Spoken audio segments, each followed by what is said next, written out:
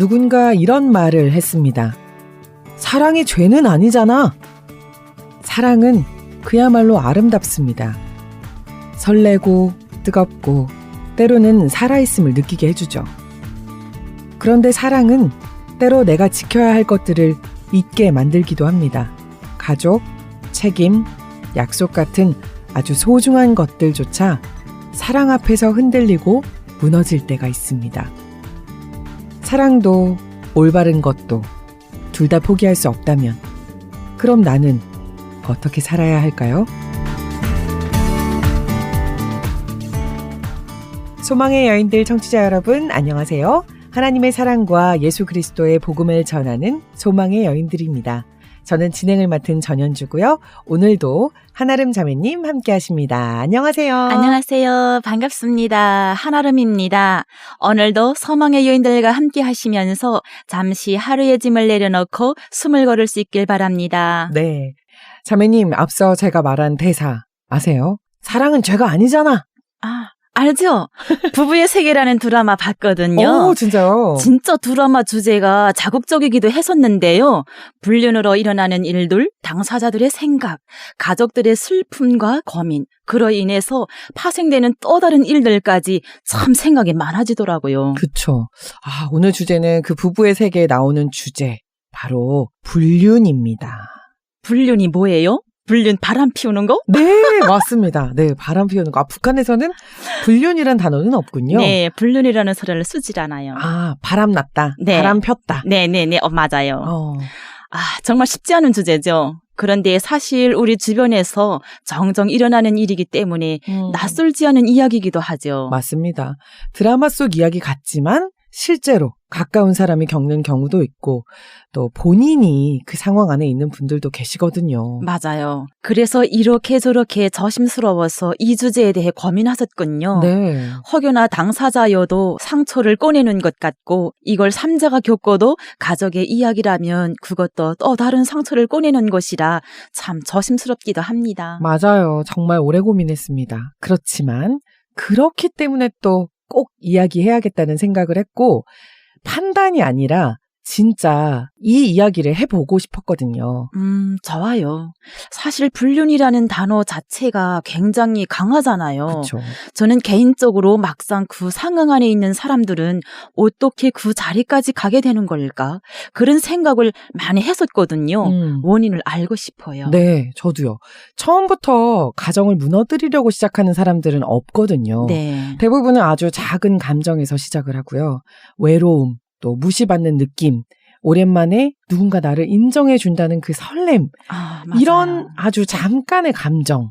그 설렘이 문제가 되는 거군요. 그러니까요.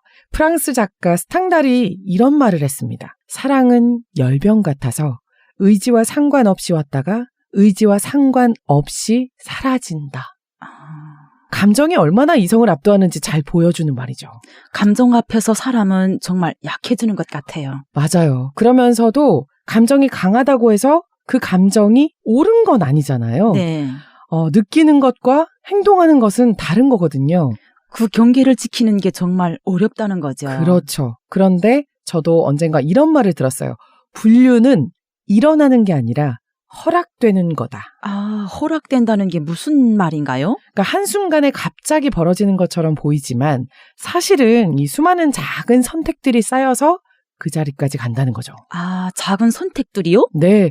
조금 더 자주 연락하고 네. 조금 더 솔직한 이야기를 나누고 조금 더 가까워지고 그 작은 그 조금들이 모여서 네. 결국 넘어서는 안 될 선을 넘게 되는 거죠. 아주 조금씩을 서로에게 허락해주다가 그렇죠. 정말 무서운 단계까지 가는 거네요. 네. 나는 그냥 위로받고 싶었을 뿐인데 어느새 돌이킬 수 없는 상황이 되어버리는 거군요. 그렇죠. 심리학자 에스터 페렐이 이런 말을 했습니다. 사람들은 바람을 피울 때 다른 사람을 찾는 게 아니라 다른 자신을 찾는다. 다른 자신을 찾는다는 게 무슨 의미일까요? 다른 관계 속에서 잃어버렸던 자기 자신을 되찾으려 한다는 의미겠죠. 사실은 내 안에 채워지지 않은 무언가가 있다는 그런 신호라는 거죠. 그렇게 생각하면 단순히 나쁜 사람의 이야기가 아니라 누구에게나 일어날 수 있는 이야기도 될 것 같은데요.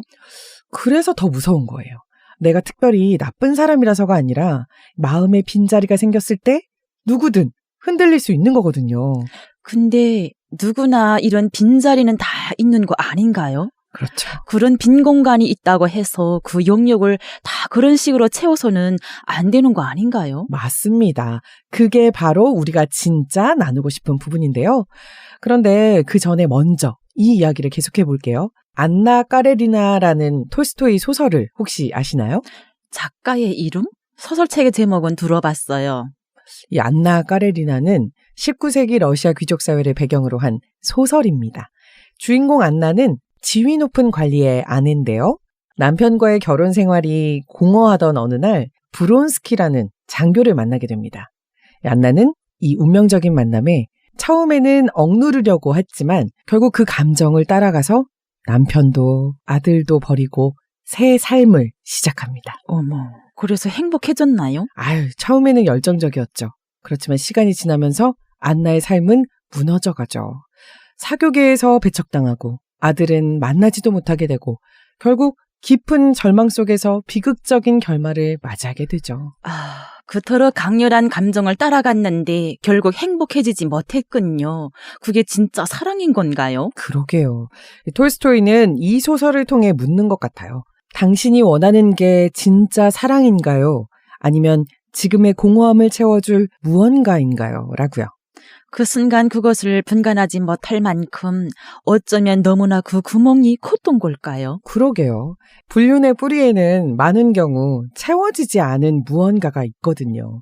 관심받지 못한다는 느낌, 인정받지 못한다는 느낌, 오랫동안 쌓인 그런 외로움 같은 거죠. 그 빈자리를 엉뚱한 것에서 채우려다 보니 생기는 일이군요. 맞습니다. 그래서 불륜이 일어났을 때 그 감정 자체보다 그 감정이 왜 생겼는지를 들여다보는 게 중요합니다.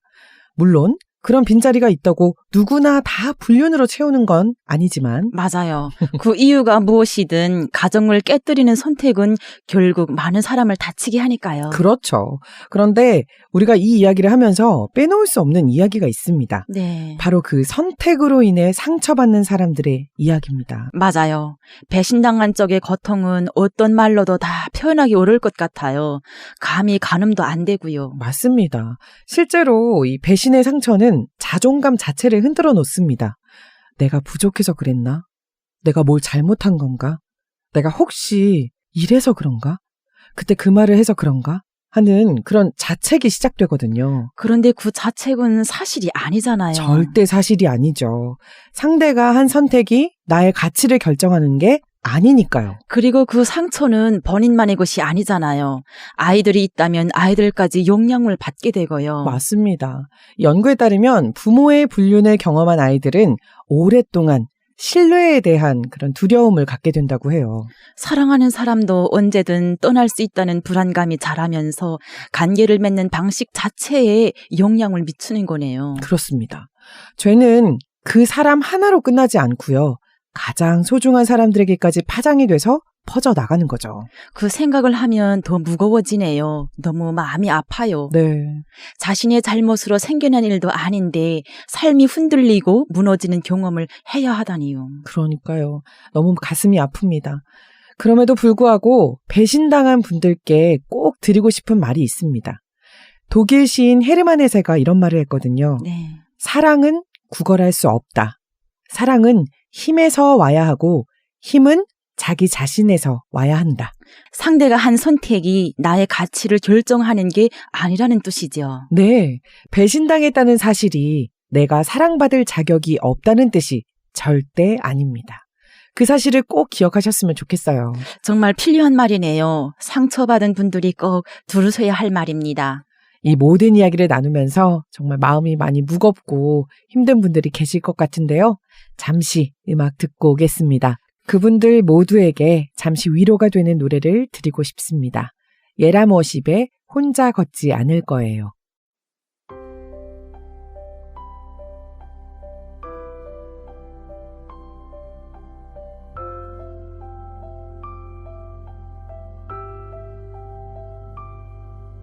내 폭풍 속을 걷고 있을 때 비바람을 마주해야 할 때 불빛조차 보이지 않아도 그대 혼자 걷지 않을 거예요. 두려움 앞에서 하늘을 보아요. 외로운 그대여 걱정 마요. 꿈꾸는 그 길을 또 걷고 걸어요. 그대 혼자 걷지 않을 거예요. 내 폭풍 속을 걷고 있을 때 비바람을 마주해야 할 때 빛조차 보이지 않아도 그대 혼자 걷지 않을 거예요. 두려움 앞에서 하늘을 보아요. 외로운 그대여 걱정 마요. 꿈꾸는 그 길을 또 걷고 걸어요. 그대 혼자 걷지 않을 거예요. 폭풍 속을 걷고 있을 때 비바람을 마주해야 할 때 빛조차 보이지 않아도 그대 혼자 걷지 않을 거예요.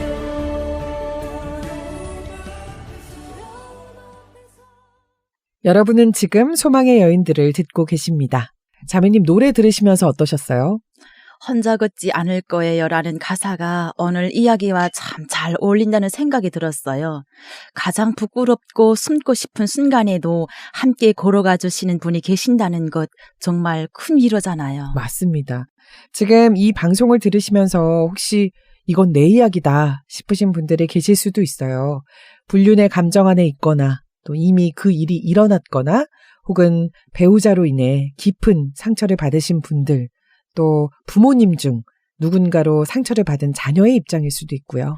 그분들 마음이 얼마나 무거울까요? 얼마나 힘든 시간을 보내왔을까요? 네, 그분들 모두에게 오늘 이 시간이 위로가 되길 바랍니다. 성경은 이 주제를 놀라울 정도로 솔직하게 다루고 있습니다. 어떤 이야기인지 궁금해요. 얼른 위로를 전하고 싶습니다. 아멘.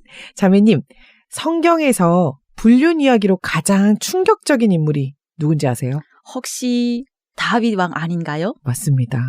성경에서 하나님의 마음에 합한 사람이라고 불렸던 바로 그 다윗입니다. 네. 사무엘하 11장에 나오는 다윗과 바세바 이야기인데요. 성경은 위대한 인물도 이런 실수를 할 수 있다는 걸 감추지 않고 그대로 기록하고 있습니다. 어느 봄날 저녁 다윗은 왕궁 옥상을 거닐다가 우연히 목욕하는 한 여인을 보게 되죠. 우연히 본 거군요. 네. 그런데 다윗은 사람을 보내서 그 여인이 누군지 알아냅니다. 급기야 자신의 충성스러운 부하 우리아의 아내라는 걸 알게 되죠. 알았으면 거기서 멈춰서야 하는데 그러니까요. 여기서 이야기가 끝났으면 좋았을걸요. 맞습니다. 바로 그게 선택의 순간이었어요. 알았음에도 불구하고 다윗은 바세바를 불러들이고 맙니다.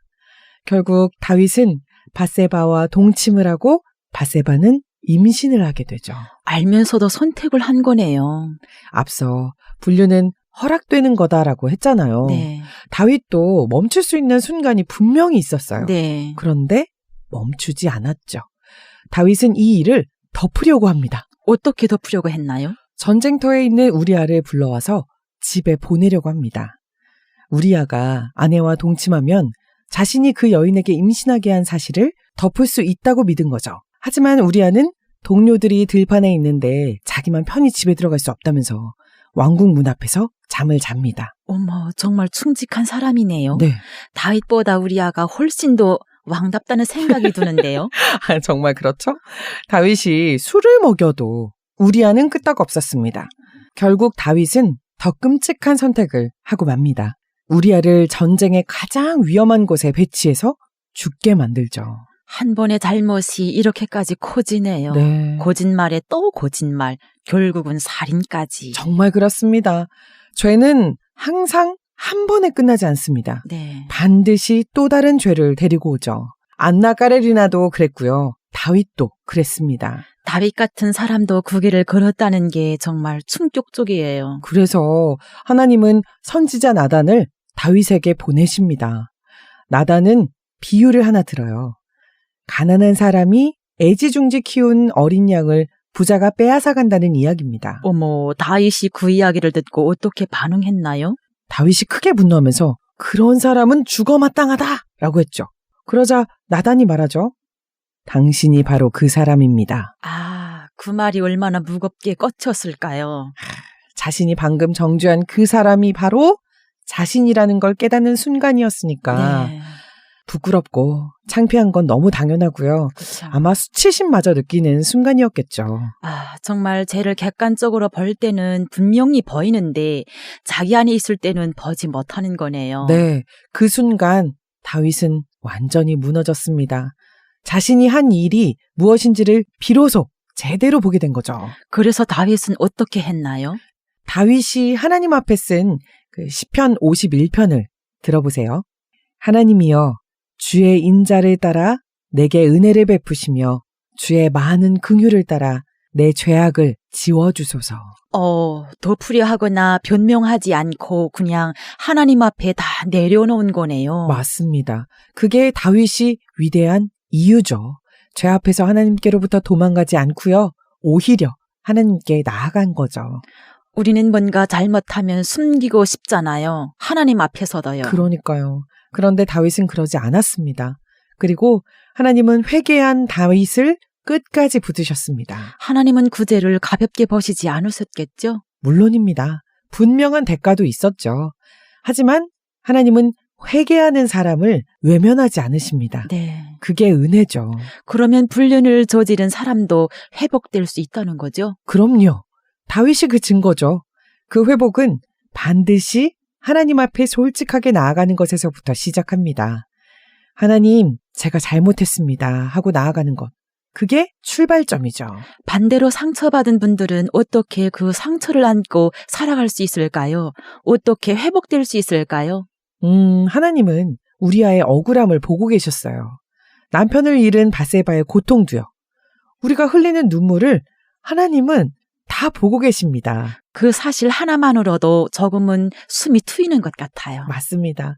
하나님의 명령, 간음하지 말라는 이 단순한 규칙이 아니에요. 우리가 이 고통을 겪지 않기를 바라시는 사랑의 보호막입니다. 하나님의 명령이 사실은 우리를 지키시려는 사랑에서 나온 거였군요. 네. 그리고 지금 흔들리고 있는 분이 계시다면 그 감정에 어떻게 반응할지는 우리가 선택할 수 있습니다. 요셉이 보디발의 아내의 유혹 앞에서 도망쳤듯이 그 자리에서 돌아서는 선택을 할 수 있는 거죠. 사실 근데 혼자서는 좀 쉽지 않을 것 같아요. 맞습니다. 그런데 너무 감사하게도 혼자 싸우지 않아도 됩니다. 우리는 하나님께 도움을 구할 수 있습니다. 죄는 숨길수록 힘을 얻고요. 드러낼수록 힘을 잃거든요. 그런데 사실 상처받은 분들 입장에서는 용서가 정말 어렵잖아요. 머리로는 알겠는데 마음이 따라주질 않는 게 현실 아닐까요? 인간적으로는 정말 평생 용서하고 싶지 않을 것 같아요. 네, 사실 그게 정말 솔직한 심정일 거예요. 하지만 용서는 감정이 아니라 선택이라고 합니다. 한 번에 완성되는 게 아니라 매일 다시 용서하기를 선택하는 거죠. 하지만 정말 억울하다는 마음을 떨쳐버리기가 쉽지 않을 것 같은데. 네, 맞습니다. 여기서 중요한 건 억지로 괜찮은 척을 하라는 게 아니라는 걸 기억하셨으면 좋겠어요. 네.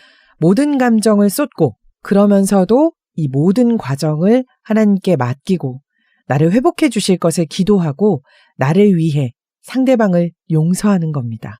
그 사람을 위해서가 아닙니다. 나를 위해서입니다.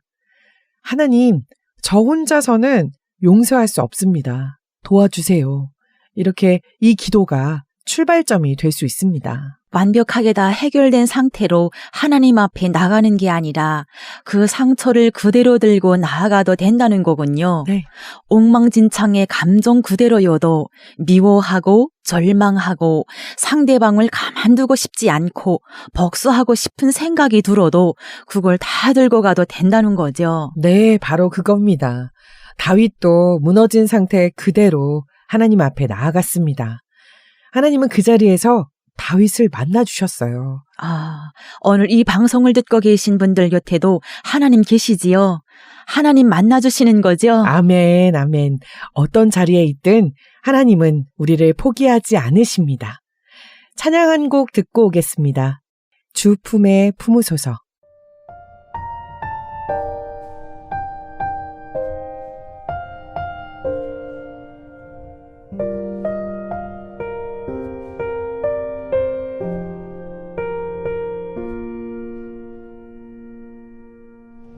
주 품에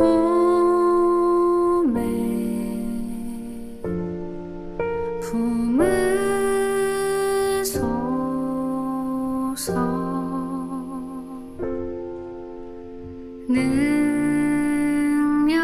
능력에 발로 덮으소서. 거친 파도 날 향해 와도 주와 함께 날아오르리. 폭풍 가운데 나의 영혼 잠잠하게 주를 보리라.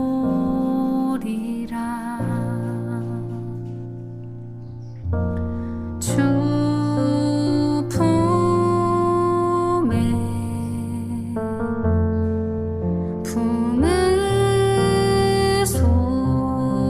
품으소서. 능력에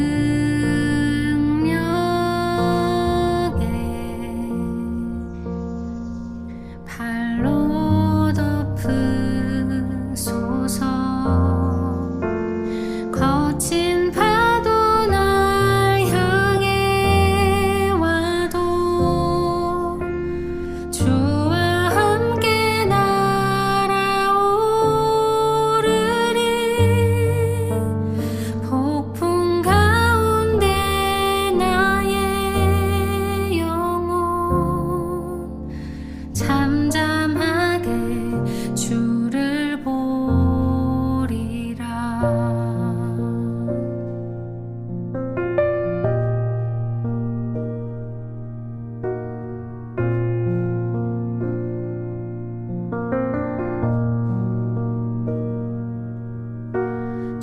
주님 안에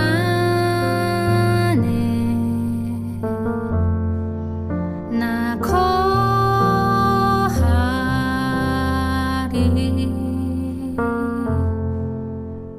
주 능력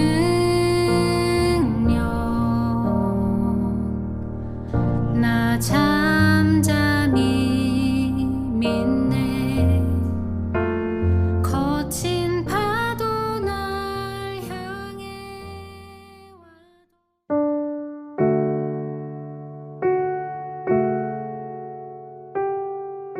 사랑의 하나님, 오늘은 꺼내기 어려운 이야기를 나눴습니다. 불륜이라는 주제 앞에서 우리는 한 가지 사실을 마주합니다. 사람은 누구나 외롭고 누구나 인정받고 싶고 누구나 사랑받기 원한다는 것을요. 그 마음이 잘못된 방향으로 흘러갈 때 생기는 상처가 얼마나 깊은지도요. 그 상처가 한 사람에게서 끝나지 않고 가장 소중한 사람들에게까지 파장이 되어 퍼져나간다는 것도 알게 됐습니다. 다윗처럼 우리도 지키지 못할 때가 있습니다. 그러나 하나님 하나님께서는 우리가 무너진 자리에 있을 때에도 우리를 찾아오십니다. 지금 불륜의 감정 안에서 갈등하고 있는 분이 있다면 하나님이 주시는 그 마음의 경고를 외면하지 않을 용기를 주세요. 이미 그 일이 일어나서 무너진 분이 있다면 다윗처럼 숨지 말고 하나님 앞으로 나오게 해주세요. 배신의 상처로 오늘 하루도 힘겨운 분이 있다면 그 눈물을 하나님께서 닦아주세요. 그리고 그 아픔 속에서도 자신이 여전히 사랑받을 존재라는 것을 알게 해주세요. 우리는 혼자가 아닙니다. 오늘도 우리 곁을 걸어가시는 하나님을 믿습니다. 예수님의 이름으로 기도합니다. 아멘.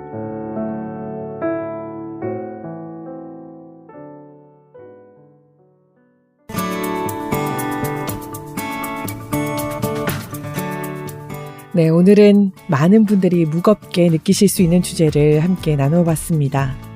판단이 아니라 우리 모두 이 자리에서 하나님의 은혜가 필요한 사람들이라는 마음으로 이 이야기를 나눴어요. 다윗도 실패했지만 하나님은 그를 포기하지 않으셨습니다. 네. 죄는 우리를 무너뜨릴 수 있지만 하나님의 은혜는 그보다 더 크다는 걸 오늘 다시 한번 기억하고 싶어요. 네. 어떤 자리에 있든 하나님 앞에 나오는 용기를 내시길 바랍니다. 네. 하나님은 언제나 여러분을 기다리고 계십니다. 그 하나님이 오늘 여러분 곁에 계십니다. 아멘. 지금까지 소망의 여인들의 전현주 한아름이었습니다. 모두 모두 평안한 하루 보내세요.